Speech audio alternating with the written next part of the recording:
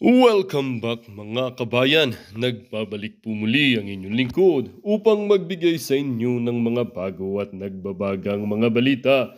Kinumpirma nga ni Super Ate Senator Amy Marcos at VP Inday Sara Duterte ang pangungulimbat ng mahigit kumulang na 400 million pesos nitong si Tambalos Los Romualdez sa pera at kaban ng bayan. Wala na nga talagang takas itong si Tambaluslos na ito dahil tila ba umano ay mayroong mga saksi at mga nakakita sa kanyang mga planong ito. Pati umano ang kanyang bayarang YouTuber na vlogger na si Makagago ay nilaglag siya dahil pati umano tong si Makagago ay umamin nga na binayaran siya umano ni Tambaluslos upang sira ng ating dating presidente at minamahal na si former President Rodrigo Roa Duterte at VP Inday Sara Duterte.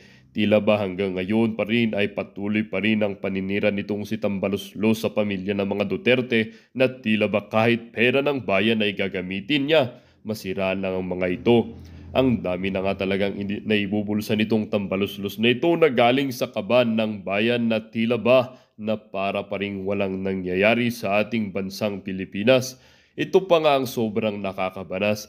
Tila ba ang dami ng bahay at lupa nitong si Tambaluslos na ito sa ibang bansa dahil nga umano ay ang mga perang kanyang nilulustay ay hindi naman galing sa kanya kundi galing sa kanyang pangungulimbat at pagnanakaw sa pera ng kaban ng bayan.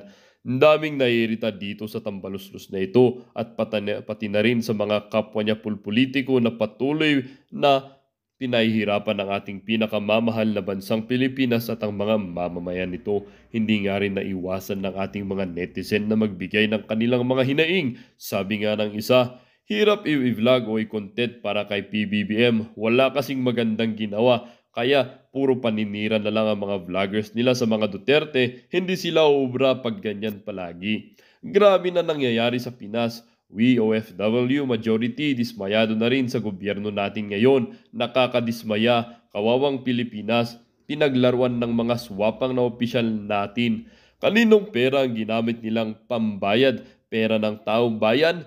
Paano na ang kinabukasan ng bansa? Babagsak na lang. Kawawa at maiwan sila, maraming pera, may bahay sa ibang bansa. Well, para nga sa buong impormasyon ay panoorin ang buong video at kung bago ka pa lamang sa aking channel, huwag kakalimutang mag-subscribe, pindutin ang notification bell at piliin ang all upang laging maging updated sa mga bago at nagbabagang mga balita at sa mga solid viewers naman natin dyan. Maraming salamat po sa patuloy na pagtangkilik sa ating channel.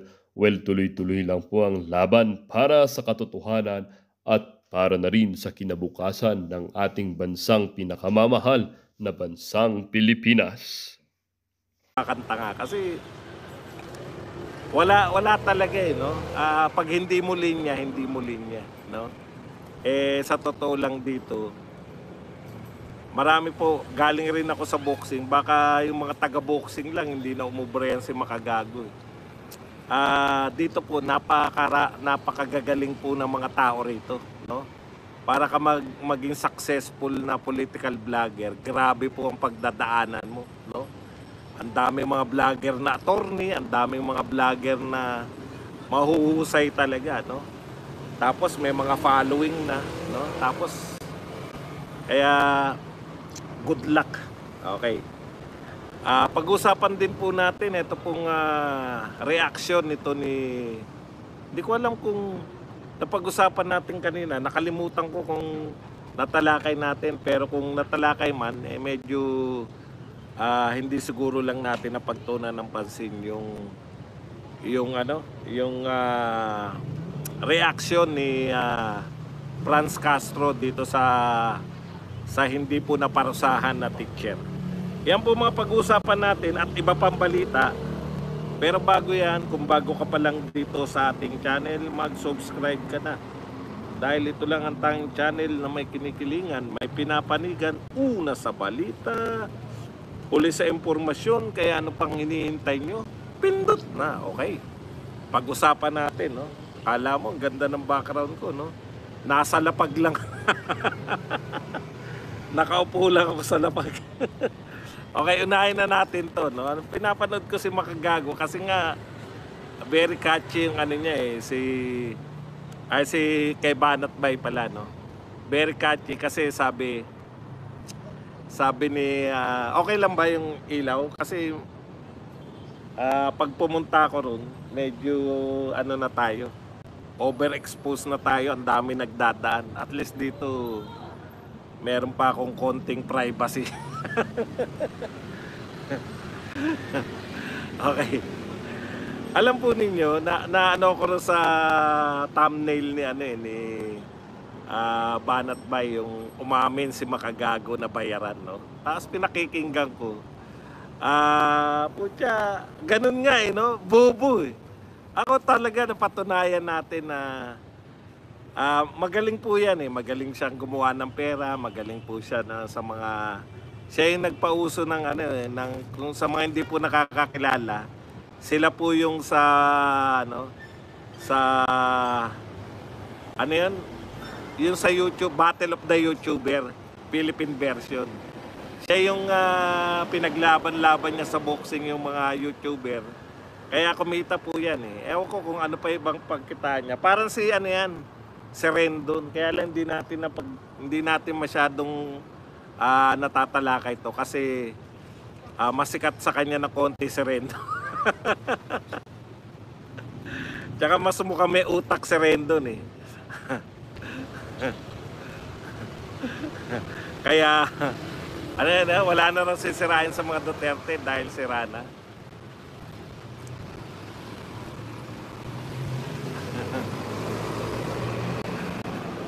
Okay.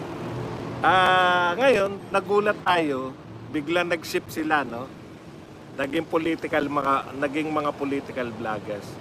Ako ito tingin ko diyan Ang tingin ko diyan, mahirap tapatan talaga yung mga supporter ni sa vlogging at vlogging lang. Alam naman natin na pagdating po sa politika ngayon, mas pinakikinggan na po yung mga vlogger kaysa po sa media, kaysa po sa mga artista.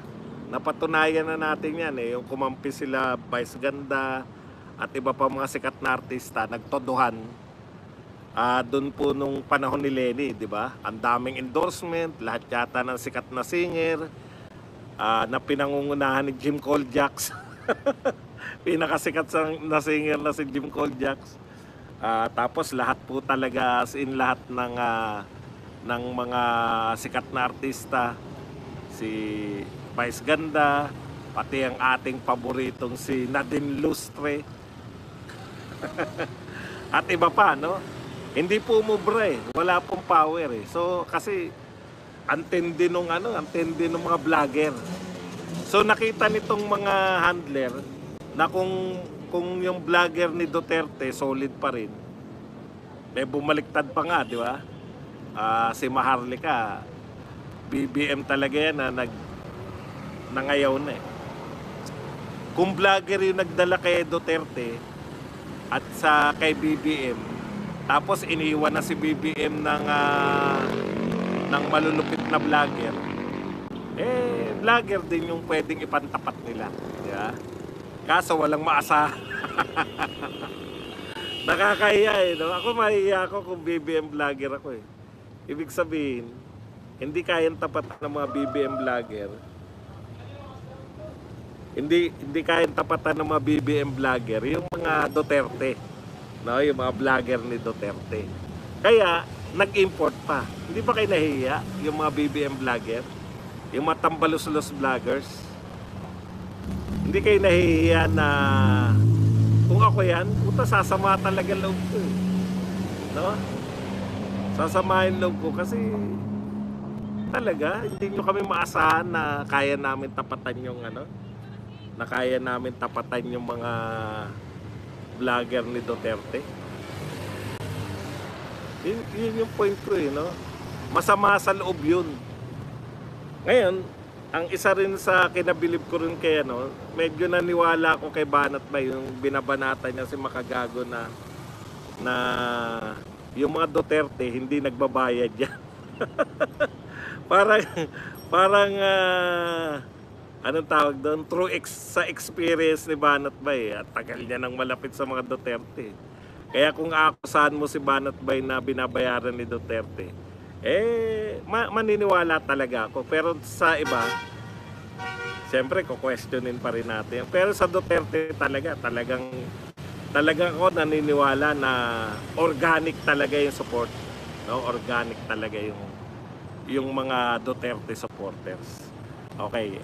Dito, si Makagago, palibasa wala siyang alam sa politika. Ang sa kanya kasi real talk lang, you know,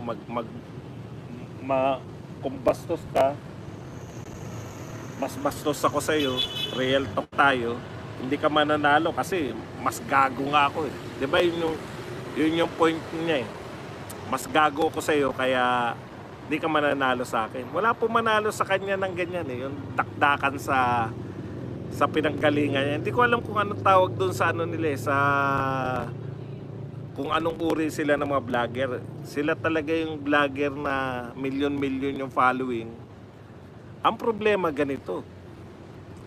Hindi mo kayang i-convert yun na overnight marunong ka nang mag-discuss sa politika. Ang problema, ang pagkakaiba ron, kabisado mo yung mundo nyo, yung real talk yan, mumurahin niya yung mga kalaban niya, i-expose niya ng mga hindi totoong tao. Tapos, paano ka susuporta sa politika? Wala ka naman talagang alam. So, may expose ka lang dito. Hindi ka rin naman pwedeng umasa lang sa script. Yun nga yung nakikita natin, aasa sila sa script na ibibigay sa kanila para purihin o siraan yung mga Duterte at purihin yung kanilang gustong purihin. Ang problema, hindi siya kilala sa ganun eh. Kaya siya sumikat dahil galing sa puso yung ano niya, yung pambabash niya. No, yung kung makikita niyo po yung mga sikat na vlogger ngayon ng politika, ganun po, parang si Maharlika, di ba? Hindi mo sasabihin na kasing gagaling niya ng mga attorney. Si Maharlika, parang siya si Makagago dun eh, sa kabilang, dun sa lugar, hindi ko alam kung anong tawag dun sa pagbablog nila eh. Hindi ko po talaga alam. Real talk ba? Hindi ko talaga alam kung anong tawag doon eh. Sa pagbablog nila. Sila yung mainstream. Kumbaga, sila yung mainstream vlogger. yung pinakamalalaking following yan sila. Sila Makagago, sila. Mahirap explain yung ano nila eh. Yung lahat ng issue. Yun, sikat sila sa lahat ng issue. Parang ganon. Ganon yung punto nun, no? Okay. Influencer, pardagulan na real talk. Ang problema, papasok kayo rito, highly ano to eh. Iba yung sa politika kasi, hindi ka pwedeng overnight sumausaw ka tapos alam mo na lahat ng issue sa politika. Kahit kayo, 'di ba? Matagal muna kayong sumusubaybay sa mga vlogger bago nyo sa mahaba yung pagsubaybay, tsaka nyo lang naunawaan yung takbo ng politika, ano yung mga issues. Pag hindi ka sumubaybay, halimbawa mga isang buwan ka magpahinga sa kapakikinig, parang naliligaw ka na eh. Imagine niyo, no? 1 linggo, 2 linggo kayong hindi makinig kay Badong, medyo maliligaw na kayo sa discussion eh. Ganon din sa ibang mga vlogger, di ba? Kumbaga, bagamat separately, iba-iba yung topic namin araw-araw, magkakarugtong, no? May parang nakaserye kami. Ito ay serye ng pagtatanggol kay Duterte. Ano yung mga binabanat nila kay Duterte, paano natin sila sinasagot. Pero sila, wala talaga silang kaalam-alam eh. Hindi nila alam kung ano yung ICC. Alam niyo yun? Parang tayo, yung level natin, pag sinabi nating issue ng ICC, alam na natin yan lahat eh. Sa kanila talaga, ano yung ICC? Ano yung ICC muna? Mabobobo talaga eh. Mabobobo talaga sila. Hindi rin sila makakabira. Yan sa tingin ko, sa madaling salita, ano yung point ko? Ang point ko, hindi sila makakatulong sa mga nagbabayad. No? Ginawa na ni Lenny yan eh. Actually, ginawa na ni Lenny yan. Sa mga TikTokers. TikTokers ba tawag dyan? Nagbayad siya ng mga TikTokers na wala naman pong kinalaman sa politika, ipopromote lang si Lenny. Pero nag-backfire lahat yun eh. Kasi hindi nila alam sino yung pinopromote nila. Etong mga ni-recruit, mga bagong recruit, si Makagago, piling-pili. Lahat lang ng atake, yung mga marurunong umatake. Ready to attack. Ang problema, paano mo atakihin yung mga politiko rito, lalo na yung Duterte, paano mo atakihin yung Duterte kung wala ka namang alam sa sasabihin mo? Diba? Ang hirap po niyan. Magmumukha lang pong bobo. Hindi po bobo si Makagago, bobo po siya sa politika. At yun po yung makikita natin. Tapos matatawaran na yung pagkatao niya. Kala ko ba magagaling yan si Rendon? Kala ko ba magaling yan si Makagago? Kaya sikat. Bakit sumikat yan? Wala namang palang mga alam. Alam niyo yun? Magiging bugok sila. Puta, baka kinin nyo lang, hindi umubra yung... Kumbaga, ikukumpara nyo sila kinin nyo lang. Wala na yan. Opo, bayad. Umamin eh. Ganito ang katwiran niya. Mahilig siya yung real talk eh. Ang sabi niya kay Banat Bay, di ba? Ang premise niya, babanatan mo ko na bayad. Ikaw rin naman bayad ka eh. Di ba? Yun yung gusto niyang gusto niya, wag na tayo magpekean. Ang pakiramdam pala ni Makagago, lahat ng mga politiko nagbabayad sa mga vlogger. No? Ang pakiramdam niya, lahat dito sa politics, bayad lahat. Pero yun ang mali, hindi niya alam. Puta, pwede naman. Alimbawa ako sa kaso ko, kumikita ako sa pagbablog ko nang hindi ko kinakailangan ng bayad ng mga politiko. Yun po yun. Eto, yung pagpasok nila ngayon, babanatan na naman nila si Senator Amy. Ang sabi ng isa, kaya ang tawag sa'yo, Senator Amy Duterte. Kasi panay ang paninira. Paninira po pag hindi totoo. Pero pag totoo po, hindi po paninira yun, expose yun. Diba? Ang tanong, mali ba yung sinasabi ni Senator Amy na meron binadgetan nyo para siraan yung mga Duterte? Tama po yun. Yung existence nila Makagago, yung bakit nagpopolitika sila Makagago, at dahil hindi makapagpigil, hindi niya mapigil yung salita niya eh. Hindi niya mapigilan na umamin na siya ay binayaran eh. Di ba? Yung pag-amin na yun yung Makagago, nakatali yun na totoo yung sinasabi niya ni Senator Amy. Na may binadgetan.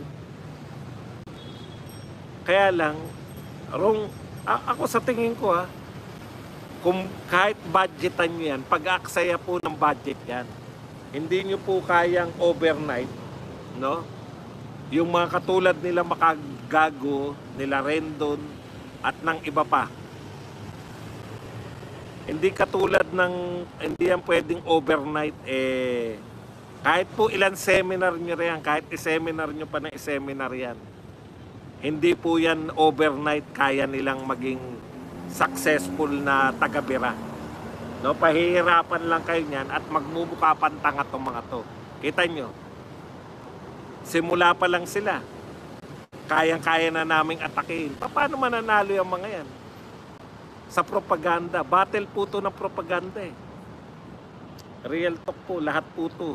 Battle ng propaganda ngayon. Paano mananalo?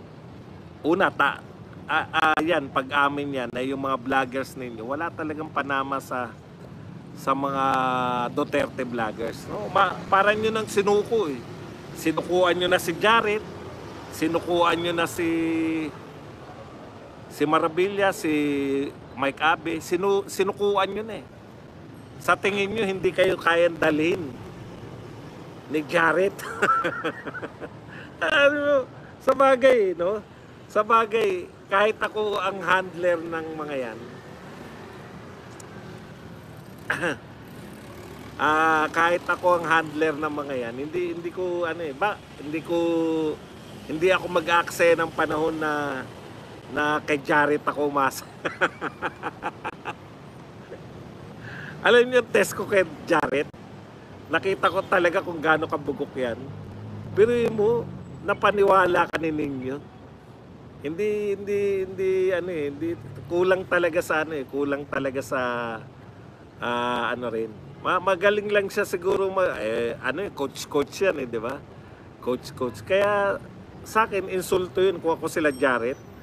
May insulto ko, hindi ako magiging proud. Nakakampi nyo sila Makagago, sila Rendon at iba pa nare-recruit ngayon. Paano ko magiging proud pag-amin nyo ng handler nyo na wala kayong silbi? Di ba? Wala talaga kayong silbi. Katunayan, yung nakaraang TikTok, nagtiniktok, pinost sa TikTok yung yung kay Sara Duterte. Pinost sa TikTok yung kay Sara Duterte na sinabi niya na hindi niya parurusahan yung teacher. Million views na, 1.9 million na yata yung views. Imagine niyo paano niyo tatalunin yung mga Duterte sa propaganda. Sila lang sapat na. Hindi nila kinakailangan ng yung mga maisog rally. Puta, napakarami po nanonood nun. No? Ilang araw na nagrally yung sila Pastor Kibuloy. Ang dami pong attendees, hindi lang po yung nasa Liwasang Bonifacio. Kasama po yung mga attendees, yung sa bahay. Virtual rally ang nagaganap. Nasasanay yung tao na umatin ng rally kahit virtually. No? Nasa bahay lang sila, nakaka-attend sila umatin sila ng rally. Kasi nakikita ko yung nakikita ko yung mga views May mga vlogger na naka-live kami pare-pareho, sabay-sabay. Putan, ang dami man nanonood pare-pareho sa mga vlogger. Yun yung pagkakaiba no, na nasasanay yung tao ngayon na umatin ng mga political rallies. Katulad ng Maisog, na prayer rally. Prayer rally. Mali. Bura. Prayer rally pala. Paano yan? Hindi naman kami paladasal. Puta, prayer rally pa rin. Okay, ano pa ba? Yun po si Franz Castro, no? Natutuwa raw si Franz Castro kasi hindi na parusahan yung teacher. Ang problema ko, eto na sana yung chance mo, no, Franz Castro, para ipakita na na-appreciate mo, marunong ka namang na tao ka naman, na marunong ka namang maka-appreciate ng mga magagandang yung mga good deeds ng mga leaders, no.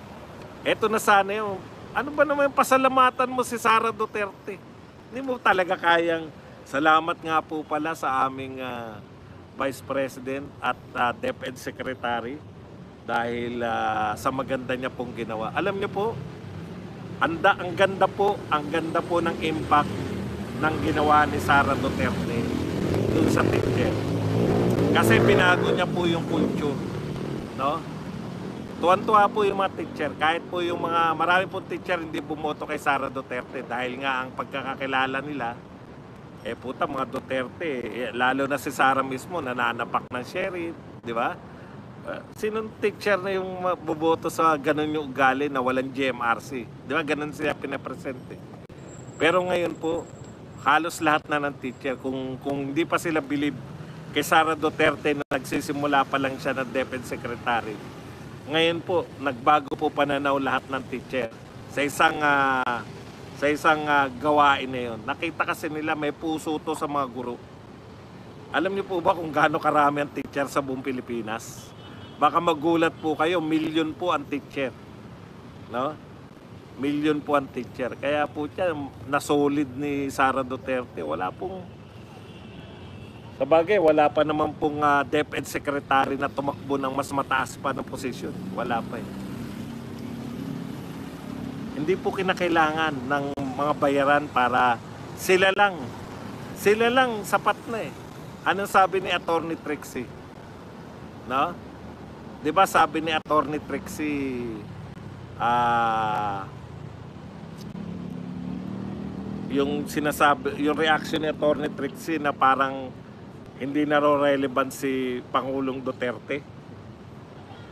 Ang sabi ni Attorney Trixie, tuwing may statement, tuwing magsasalita si Pangulong Duterte, tuwing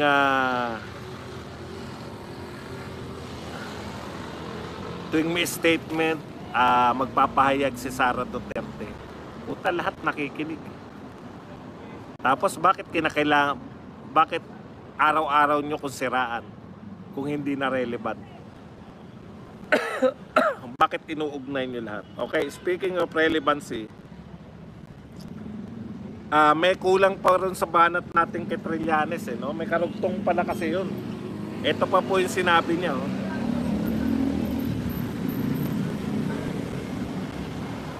ulitin ko lang yung tinalakay natin kanina.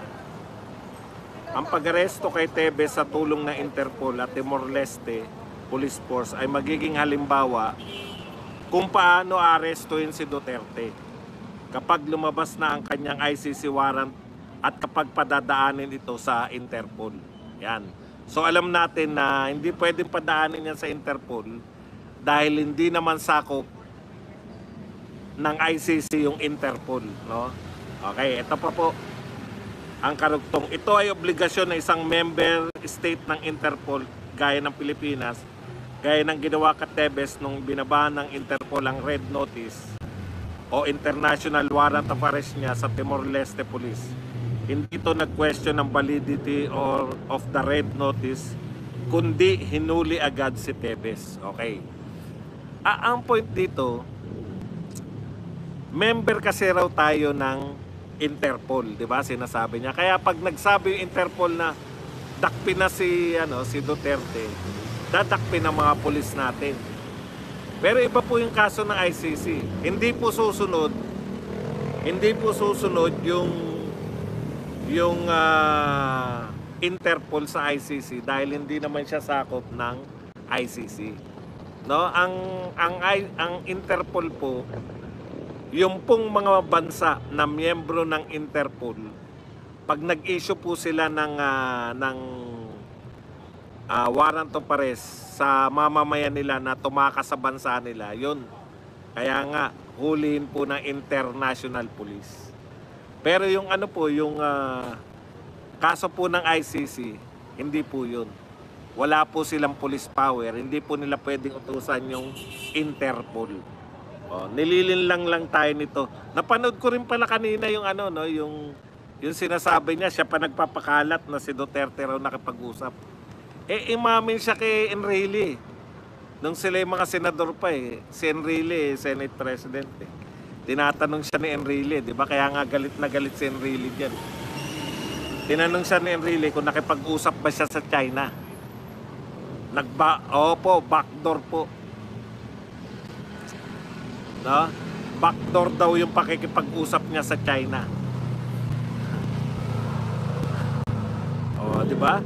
Ibig sabihin, siya pala yung nakikipag-usap, tapos tinanong ni Enrile, ano yung pinag-usapan niyo? Ayaw niya sabihin kay Enrile. Yun. So tapos ibibintang niyo kay Duterte. Hindi naman po secret. Bakit po hindi secret yung pakikipagkaibigan ni Duterte? Kasi friends to all, enemies to none tayo. Okay. Iyan. Teka lang, baka may nakalimutan pa tayo. Ito yung sinabi ni Senator Amy.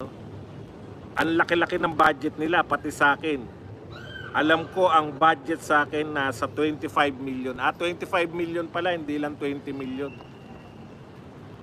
25 million daw ang pagbili ng mga Facebook ads, YouTube at kung ano na pang video tutol sa akin. Pero yung overall daw nasa 400 million sa paninira sa ating lahat. Ngayon, yun sa Duterte at kay Pastor, malamang mas malaki pa. Siguro ang budget kay Duterte 100 million. Kay Pastor siguro mga 50 million. Di ba? Ibang klase. Hindi nyo ito mapapabulaanan. Paano mo mapapabulaanan yan presidential sister yan. Bakit naman kami magkukulab?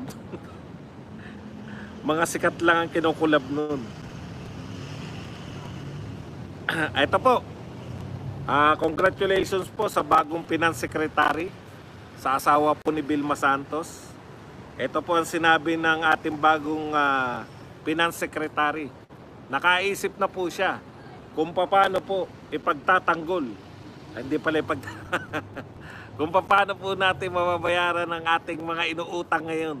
Ito po, Finance Secretary Ralph Recto has raised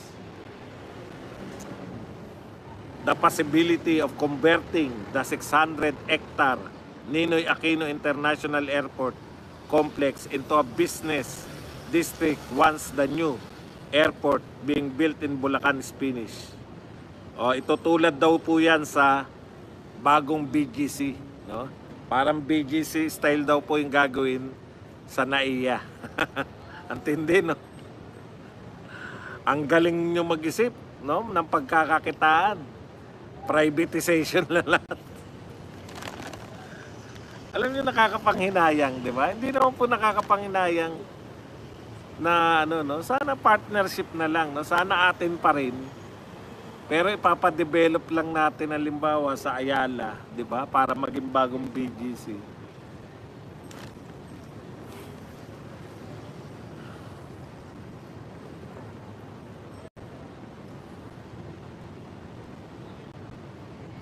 Nasa BGC ako. Kasi ang bahay ko BGC gilid.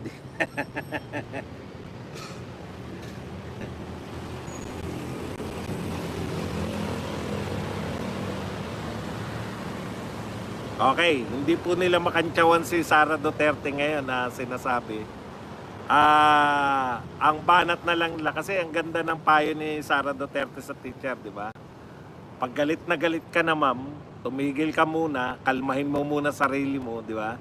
Tama po yun eh. Kaya lang banat naman nila habang nagsasalita si... Well, dito nga nagtatapos ang bidyong ito. Kayo naman po ang aking tatanungin mga kabayan. Ano naman po ang inyong mga reaksyon sa balitang ito? Ang ating comment section ay bukas para sa inyong mga samot-saming reaksyon at komento. Lagi niyo pong tatandaan na bilang isang mamamayan ng bansang Pilipinas at bilang isang butante at bilang isang matapat na mamamayan na nagbabayad ng buwis dito sa bansang ito ay kailangan din natin magsalita at mag-react. Huwag kakalimutan, do not let your thoughts left unspoken. As citizen of this country, your thoughts matters. Muli po, kung bago ka pa lamang sa aking channel, huwag kakalimutang mag-subscribe at pindutin ang notification bell upang laging maging updated sa mga bago at nagbabagang mga balita. Huwag din kakalimutang mag-iwan ng like at i-share ang bidyong ito upang ang inyong pamilya, kaibigan at kakilala ay maging aware din sila sa kung anong nangyayari sa ating pinakamamahal na bansang Pilipinas.